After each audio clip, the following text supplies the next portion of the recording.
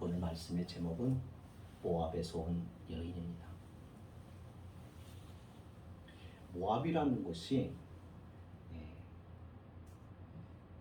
사람의 이름이고 그 사람의 모압을 통해서 한 모압 족속을 이룬 것이 바로 모압입니다.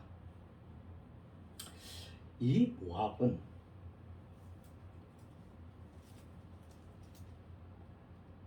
하나님께서 하나님의 총회에 들어올 수 없다. 영원히 이 모압 족속은 하나님의 총회에 들어올 수 없다라고 저주하신 지파입니다. 족속입니다. 그러면 우리가 궁금하잖아요. 아니, 왜 인자와 긍휼이 풍성하신 하나님이 이 모압 족속에 대해서 모압만 그런 건 아니에요. 암몬 족속도 그래요. 이 모압과 암몬 족속으로 하여금 왜 여호와의 총회에 들어오지 못하도록 영원히 하나님이 저주하셨을까? 그 이유가 있죠. 그것을 우리가 역사적으로 잠깐 살펴보면 창세기로 돌아갑니다. 이 모압과 암몬이라는 사람은 아브라함 시절 아브라함의 조카 롯의 두 딸이 있었는데 하나님이 소돔과 고모라를 심판하시고 난 다음에 굴로 피신해 도망가고 있었을 때 이 딸들이 자기의 후손들을 번성케 하자 해서 롯이 술에 취해 있을 때 각각 들어가서 근친상을 범합니다. 그래서 낳은 자식이 바로 큰 딸이 낳은 자식이 모압이고 작은 딸이 낳은 아들이 바로 암몬 족속을 이루게 됐죠. 그러니까 하나님의 창조 질서를 깨트려서 태어난 족속입니다. 뿐만이 아닙니다. 이스라엘 백성들이 가나안 땅에서 애굽에서 출발하여 가나안 땅에 들어갈 때 이제 이 모압 땅을 통과하는 과정에서 모압 땅에 왕에게 그렇게 부탁을 합니다. 너희의 재산이나 물건이나 농지 어떤 것도 손대지 않고 그냥 우리가 길만 사용해서 가나안 땅으로 갈 테니까 길만 제공해 달라고 요청을 합니다. 그런데 모압 왕이 허락을 하죠. 그래서 전쟁이 벌어져서 싸워 이겨가지고 그 길을 통과를 합니다. 뿐만이 아닙니다. 우리가 잘 아는 모압 왕 발락이 발람이라고 하는 선지자를 통해서 이스라엘 백성들을 저주하게 합니다. 또 이 모압 족속이 모압과 암몬 족속 모압의 여인들이 이스라엘 백성들을 가나안 땅으로 향하는 과정에서 장막을 치고 있을 때 음행죄를 범하게 만듭니다. 그러니까 모압은 이스라엘 백성들이 행하는 그 길목에 방해합니다. 하나님의 약속의 땅을 향해서 가고 있는 이스라엘 백성들을 늘 방해하고 제동을 걸고 어렵게 하고 했던 회방꾼이었습니다. 그래서 하나님께서 신명기 23장에서 그렇게 말씀합니다. 모압과 암몬 자손들은 여호와의 총회에 들어오는 것이 허락되지 않았다라고 말합니다. 여호와의 총회라는 말은 뭐냐면은 오늘날로 말하면 구원입니다. 하나님의 구원의 백성에 들어올 수가 없다는 말입니다. 그런데 놀라운 것은 오늘 본문에 나와 있는 룻이라고 하는 이 여인은 모압의 여인입니다. 아무도 모압 사람 가운데 하나님의 구원의 백성에 들어오지 못하였는데 이 여인은 하나님의 구원의 백성에 들어올 뿐만 아니라 이 여인은 다윗의 조상이 되고 예수님의 족보에 들어가는 축복된 여인이 됩니다.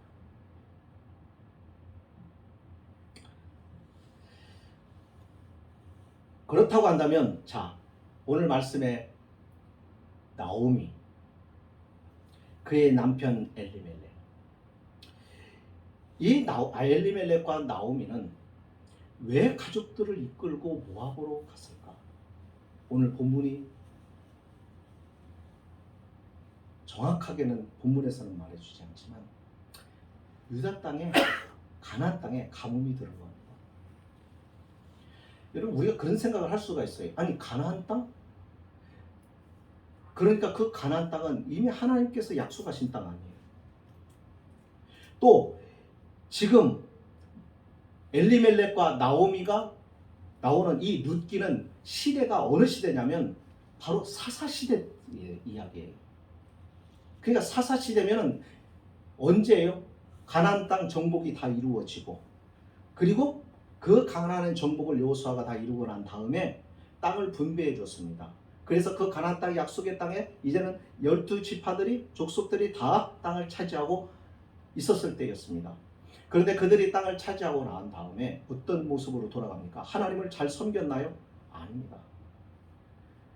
여호수아와 장로들이 살아 있었을 때 그들이 강력한 신앙의 통치를 하고 말씀의 교훈을 하고 그리고 아주 강하게 다스렸을 때는 그들이 신앙생활을 잘 하는 것 같았는데 그들이 다 죽고 난 다음부터는 그들의 자손들의 믿음이 무너집니다. 그래서 사사기의 내용의 영적인 부분들을 이렇게 단순하게 표현을 이렇게 말합니다. 그들이 어떻게 살았냐면 자기의 소견에 옳은 대로 살았습니다. 이게 굉장히 무서운 말입니다. 자기의 중심으로 살았다는 얘기입니다. 자기 생각대로 살았다는 것입니다. 누가요? 하나님의 약속의 백성인 이스라엘. 하나님께서 애굽이라는 나라에서 구원해서 그 온갖 영광과 능력을 다 나타내 보이시면서 하나님이 계시다는 것을 확실하게 증명해 보여주신, 그래서 그 모든 것을 다 영광을 보고 약속의 땅에 들어와 살아갔던 그들이 하나님을 떠났습니다. 그러니 그 땅이 하나님이 축복한 땅이었잖아요. 젖과 꿀이 흐르는 땅이었습니다. 근데 중요한 것은요, 우리가 잊지 말아야 되는 게 뭐냐면 하나님의 약속과 우리의 생각이 많이 달라요. 보세요. 가나안 땅은 분명히 하나님이 젖과 꿀이 흐르는 땅이라고 그랬어요. 그죠? 그런데 실제 가나안 땅은 어떻습니까? 지금의 이스라엘 백성들이 살고 있는 땅 팔레스타인을 보세요. 우리 한반도, 우리 영토와 같이 그렇게 기름진 옥토인가요? 강이 있고 땅만 파면 지하수가 나오는 그런 땅입니까? 사철 각종 꽃이 피우고 열매를 맺고 사계절이 뚜렷하여 아름다운 경치를 자랑 그런 땅입니까? 아닙니다. 척박한 땅입니다. 그런데 왜 하나님은 젖과 꿀이 흐르는 땅이라고 했느냐? 중요한 것은 그 땅이 아니라 그 땅에 누구와 함께 있느냐가 중요한 것이죠. 하나님이 약속하신 땅, 하나님을 예배하라고 하나님께서 주신 땅, 하나님을 공경하고 하나님 앞에 영광을 돌리며 살아가고 라고 하는 그 땅, 하나님이 통치하시는 땅. 나는 너희의 하나님이 될 테니까 너희는 내 백성이 되어라. 그 하나님과 이스라엘 백성들의 언약 속에서 살아가게 되는 그 땅, 거기는 하나님께서 모든 필요와 모든 요구들을 채워주시는 땅입니다. 그래서 젖과 꿀이 흐르는 거예요. 자연이 주는 것이 아니에요. 하나님 앞에 믿음으로 살아가는 자에게 하나님이 주시는 축복이 있는 곳이에요. 그러니까 여기 보면은 엘리멜렉이나 나오미가 그 땅을 떠나면 안 되는 것입니다. 하나님의 백성은 하나님의 약속의 땅에 살아가면서 하나님의 약속의 말씀을 붙잡고 그 말씀에 의지하여 살아가는 사람들입니다. 그런데 조금 어려운 일이 생겼다고, 조금 힘든 일이 생겼다고, 그 약속의 땅을 하나님과 함께 하겠다고 약속하신 그 땅을 등지고 살아보겠다고, 육신의 생명을, 목숨을 좀 연명해 보겠다고 모압 땅으로 간 거예요.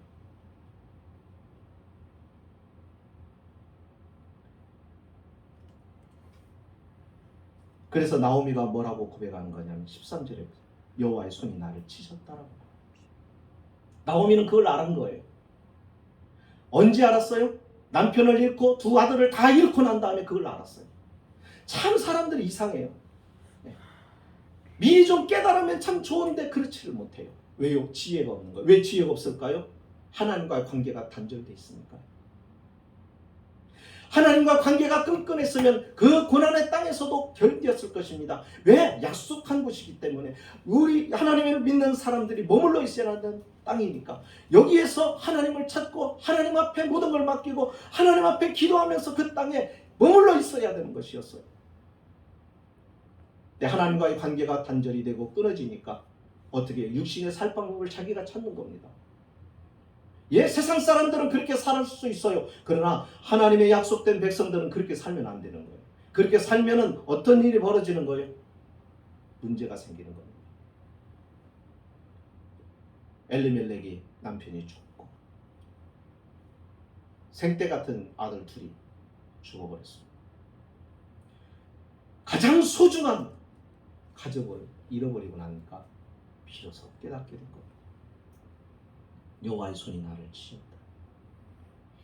여러분, 성도는 아무리 힘든 상황에 놓여도 그 자리를 원망하고 그 자리를 불평하고 그 자리를 떠나서 내 방식의 살 길을 찾으면 됩니다.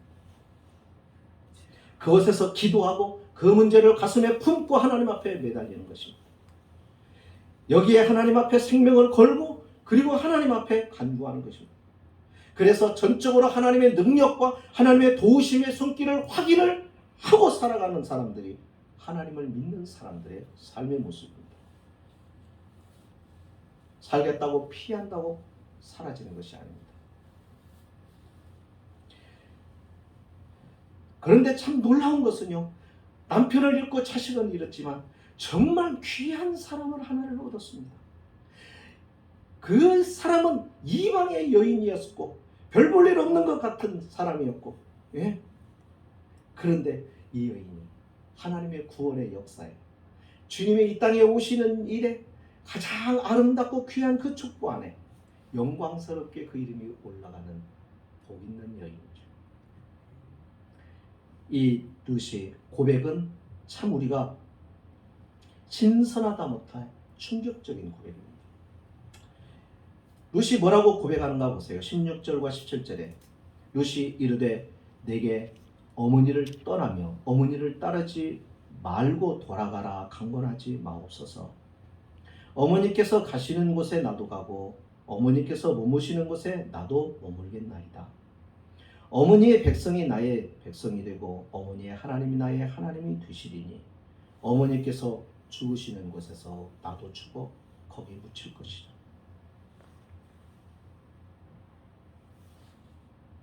여러분, 이스라엘을 찾아도 이런 여인이 있을까?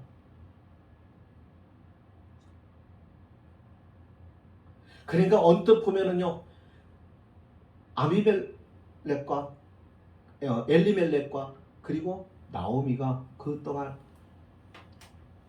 불신앙에서 떠났지만 하나님은 그들의 그 불순종의 삶에도 개입하시고 은혜로 역사하셔서 나오미 같은 사람을 만나게 하시고 또 나오미에게 은혜를 베푸셔서 하나님의 구원 안으로 들어오게 하신 것입니다.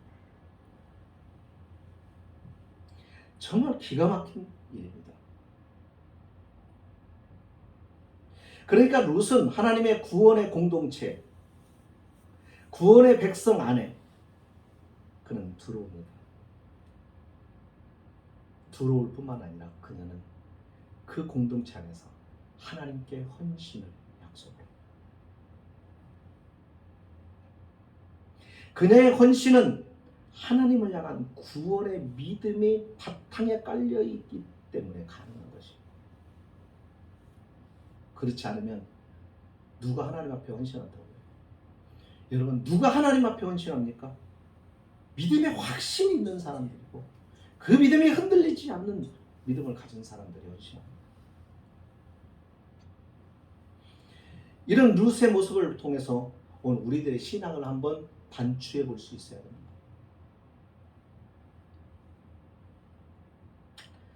먼저 룻을 보시면은요, 그는 살아계신 하나님께 헌신합니다.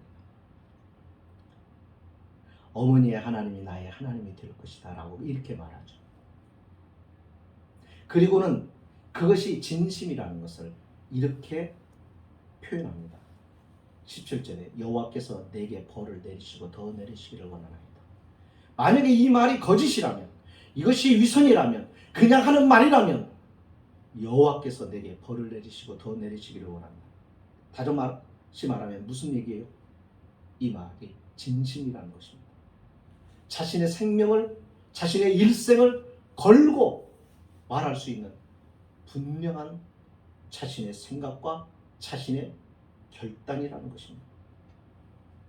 여기 그녀가 여호와라는 이름을 썼습니다.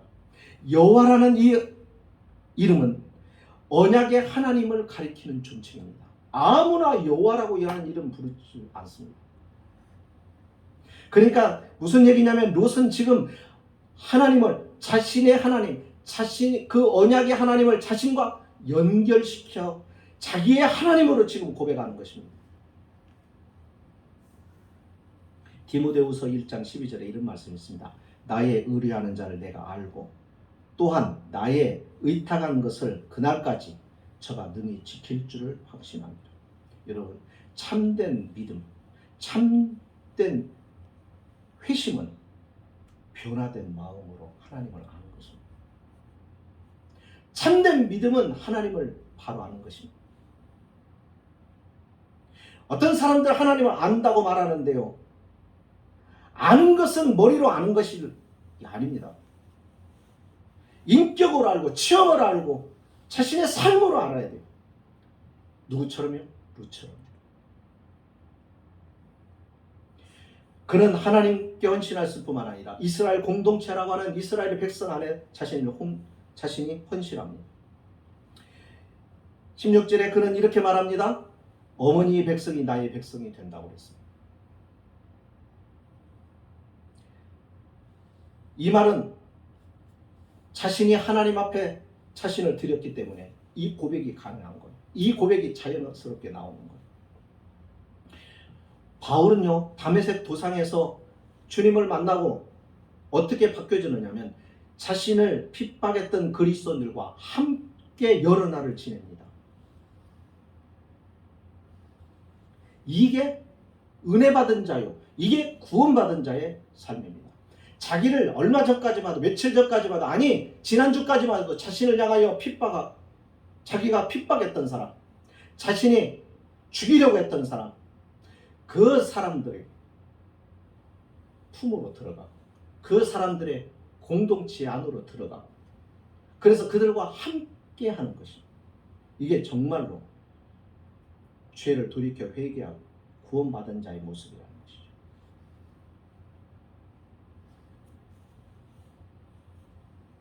그러니까 여기 이스라엘 공동체라는 것은 오늘날로 말하면 뭘 말합니까? 구원받은 백성, 교회를 말하죠. 어떤 분들은요, 교회를 이렇게 좀 부정하는 분들이 있어요. 교회 없이 그냥 믿음 생활을 해도 된다고 생각을 해요. 우리가 잘 아는 함석헌 씨가 그런 케이스입니다.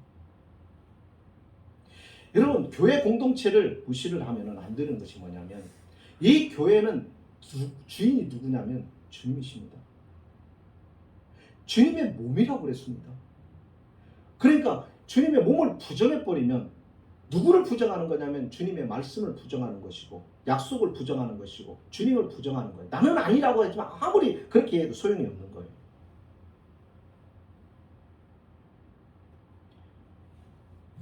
우리는 그리스도 안에서 한 몸 된 자입니다. 여러분, 신앙에 어디서 성장하고 자라냐면 교회 안에서요. 서로 다른 사람들끼리 부딪히면서 여기서 다듬어지는 것입니다. 여기서 기도하면서 싸워나가는 것입니다. 여기서 극복해 나가는 것입니다. 그래서 믿음의 굳은 살이 박이고 연단이 되고 그렇게 단단해져서 어떻게 하는 거예요? 세상 사람들과 부딪혀도 모난 부분이 안 나오도록. 그 훈련이 어디에서 이루어진다고요? 교회라고 하는 공동체. 룻은 이렇게 말합니다. 어머니께서 가시는 곳에 나도 가고 어머니께서 유숙하시는 곳에 나도 유숙하겠나이다. 여러분, 룻에게는 친정 어머니가 없었을까요? 친정의 식구들이 없었을까요? 룻에게는 친척이 없었을까요? 친구가 없었을까요?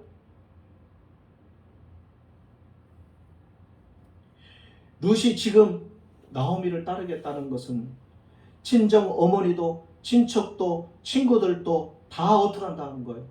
버리고.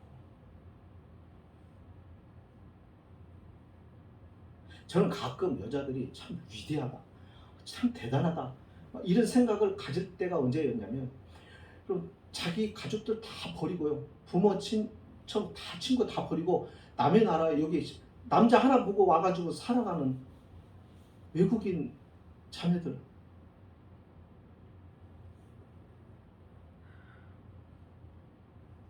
뭔가 살아보겠다고 해서 가난한 나라에서 태어나가지고 힘든 모습으로 왔지만은 여기 와서 그렇게 살아가는 모습 얼마나 그리울까? 자기 아버지가 어머니가 얼마나 그립고 그럴까? 그것을 다 참아내면서. 그런데 그렇게 온 사람을 구박하고 그렇게 멸시하고 무시하고 때리고 구타하고, 이건 진짜 나쁜 사람들이죠. 우리나라 사람들이 성품이 좋지는 않더라고요.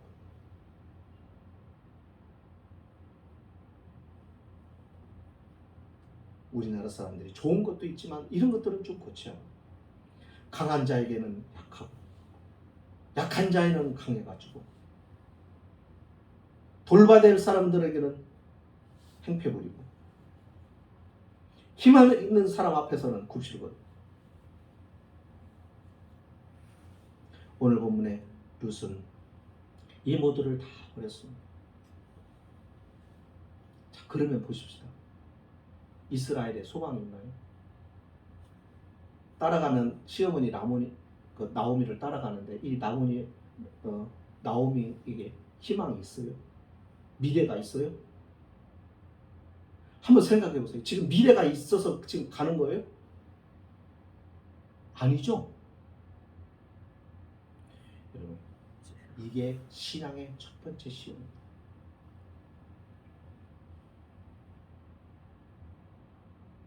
저도 가끔씩 막 이런 생각이 들 때, 미래가 보이지 않을 때, 미래가 보이지 않는데 가야 하는 거, 하나님이 가라고 사명을 주시고 하나님이 가야 한다고 말씀하시는데 미래가 보이지 않을 때 주저하게 되고 발길을 옮기고 돌리고 싶은 때가 있습니다. 저는 이 룻을 보면서 그런 생각을 하는 거예요. 아니, 미래에 대한 희망도 없는 미래, 희망도 없는 미래를 위해서 그녀는 모든 것을 다 포기했습니다. 그녀는 그의 어머니의 하나님, 그의 시어머니가 의지하는 하나님의 백성, 그 한 가지만 생각했던 것이죠. 이런 사람들이 있습니다. 이런 복음서에 보면 예수님께서 부자 청년의 이야기를 하십니다. 아주 돈이 많은 부자 청년이었어요. 주님께서 그에게 제안을 하죠. 너희가 정말 영생을 원하느냐? 너 가진 것을 다 버리고 나를 따르라. 이 청년은 어디에 자기 인생을 던져야 될지 계산해 보았습니다. 그리고는 주님 버리고 그는 재물을 붙잡습니다. 이런 사람이 있는가 하면 반대로 모세의 경우는 어떻습니까?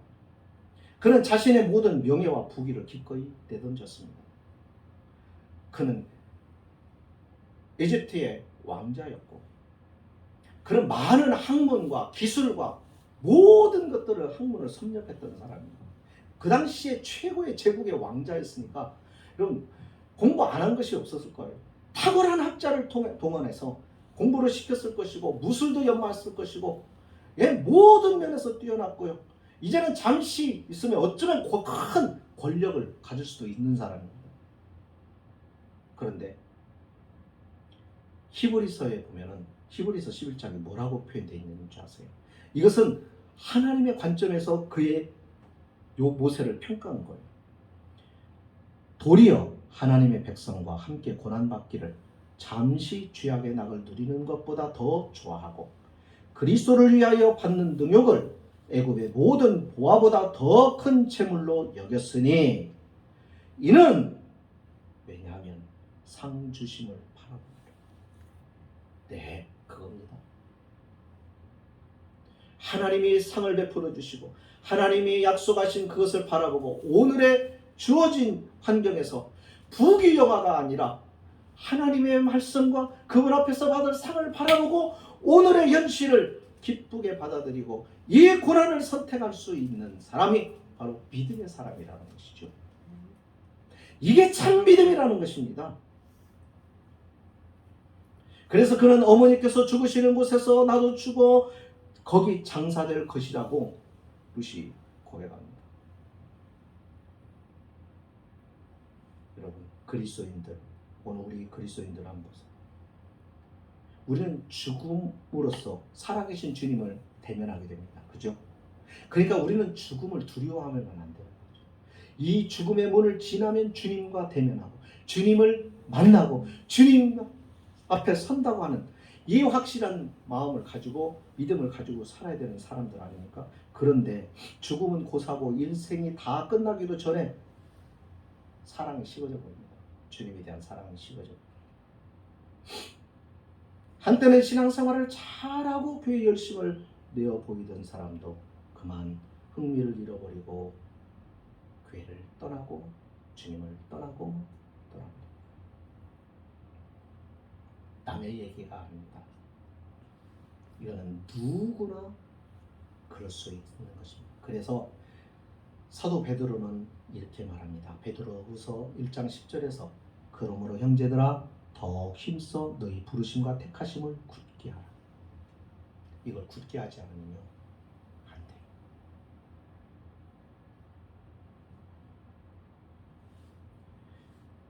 룻은 또 말합니다. 만일 내가 죽는 일 외에 어머니와 떠나면 여호와께서 내게 벌을 내리시고 더 내리시기를 원하나이다.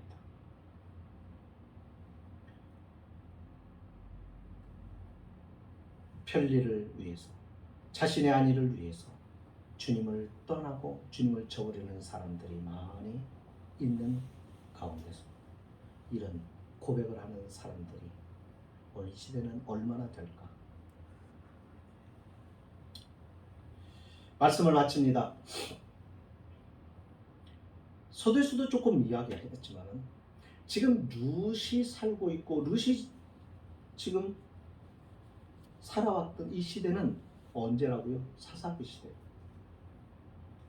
사사기 시대는 하나님의 백성이라고 하는 이스라엘 백성이 하나님이 주신 그 약속의 땅에서 하나님을 떠나고 믿음을 저버리고 무책임하게 살아가는 그런 시대입니다. 그런 시대. 이방에서 온 하나님의 저주 가운데 살고 있었던 이방의 모함 여인 한 사람이 들어왔는데 이 여인은 어떤 사람이냐면 하나님의 백성보다도 훨씬 더 믿음이 있고 그리고 책임 있는 삶을 살아가는 여인이었습니다. 그래서 하나님이 이 여인을 보아스와 연결해 준 것입니다.